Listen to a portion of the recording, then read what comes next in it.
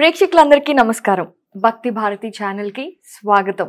నయస్వామి దేవర్షి గారు ఇప్పుడు మనతో పాటు ఉన్నారు. మనం లైఫ్ లో ఎన్నో ప్రాబ్లమ్స్ తో సతమతం అవుతూ ఉంటాం. అసలు మన లైఫ్ ఎటు పోతుందో కూడా మనకే కొన్నిసార్లు అర్థం కాదు. ఇలాంటి విషయాలన్నిటి గురించి కూడా చాలా క్లియర్ గా how to see God, how to love God and how to love ourselves and how to get into self realization, వీటన్నిటి గురించి కూడా మనకి టీచింగ్స్ అందిస్తూ ఉంటారు.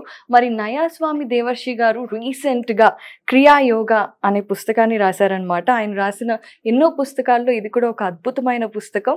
సో గురువు గారిని పాలకరించి అసలు పరమహంస యోగానంద గారి గురించి, ఆనంద సంఘ గురించి, అలాగే ఈ క్రియా యోగా గురించి ఎన్నో విషయాలు తెలుసుకుందాం. గురూజీ నమస్తే. Namaste, Aparna. Thank you. I wanted to talk about one part, that is sex, which is called as sin in Western countries. Even in Hindutva or in India also, having a desire for that is kind of a wrong thing when you are into the path of God.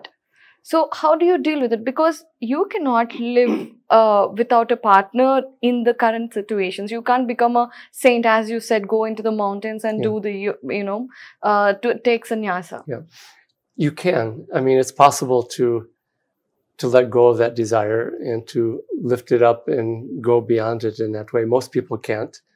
And so it's not that it's a sin. What it does is when one indulges in it and goes so all of their life force goes into it, it pulls the energy downwards.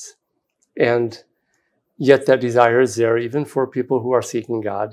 And this is where just the practice of meditation, working with learning to control the life force over time, giving our efforts to God, giving our failures to God. Again, when we fail in trying to overcome something that is pulling on us, when we give that failure to God, it starts to bring the light into ourselves. And so it is a strong pull. It's the strongest pull for most people, that desire.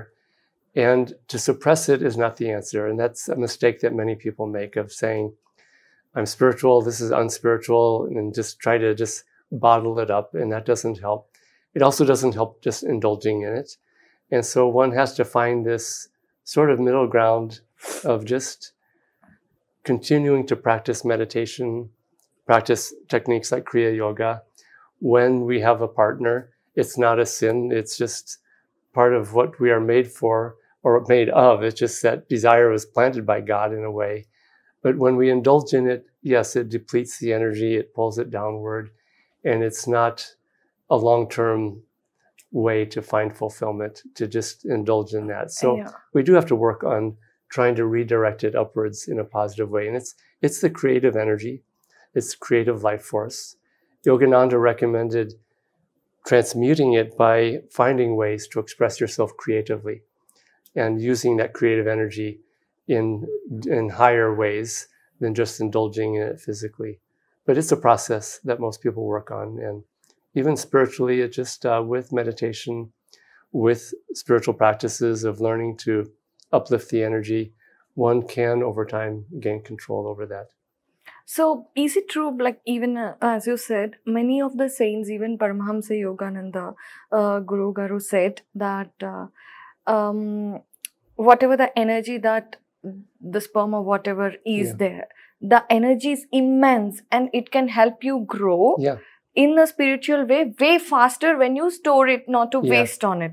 So what exactly is the scientific logic behind it? I don't know the scientific logic behind it, because I know that Yogananda, many of the things that he said in a scientific way had not yet been discovered, and they were discovered much later. So when he says that there is tremendous life force in that sperm, I trust that believe in him, because I personally have seen that when one controls that life force and redirects it, one has more energy.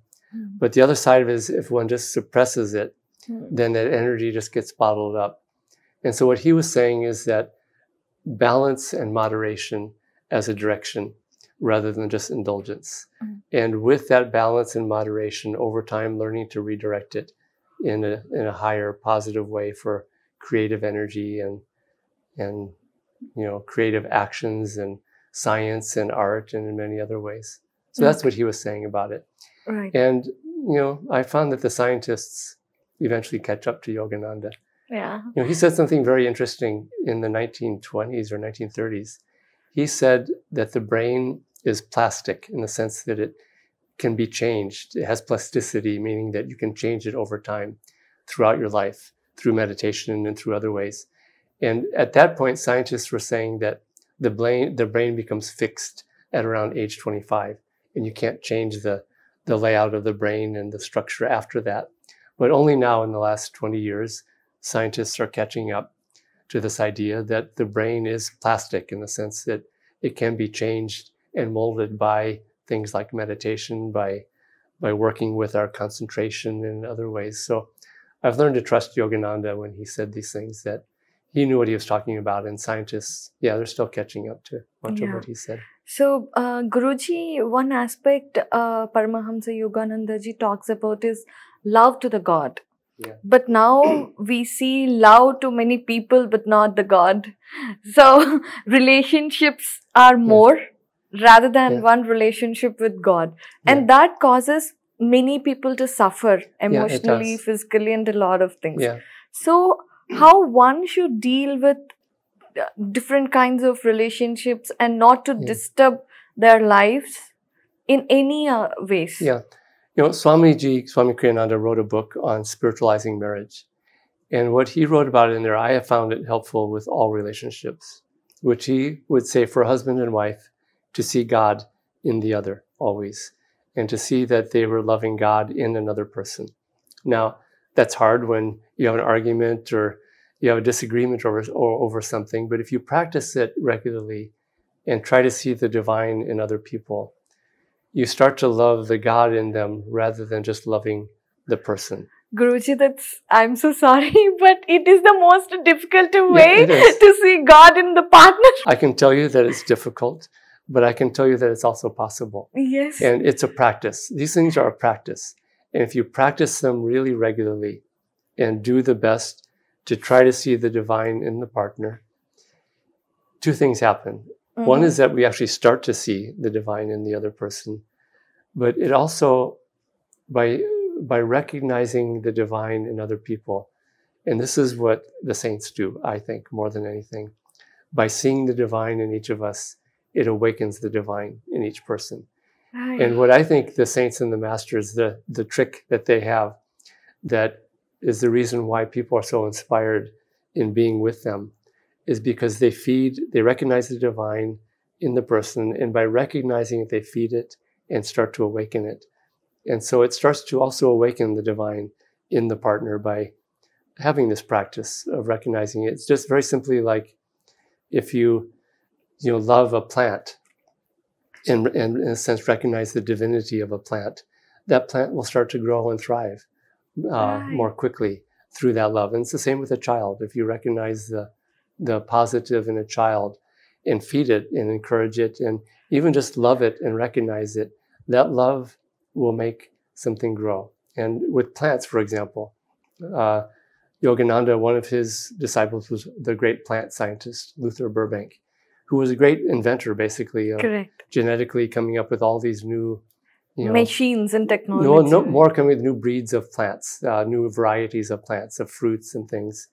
And he said, along with scientific knowledge, the greatest secret to improving plants is love. And by giving love to plants, it starts to bring the best out of them. And he was talking about divine love. And it's the same with human relationships. And you see this in the saints. They've learned how to see the divine. And it's hard for us humans who are still working on that, who are still caught up in our own personalities. And therefore, we also get trapped in the personality of our partner. But as a regular practice, I've seen that it works. And I saw that in my own marriage over the years. Yeah. Wow.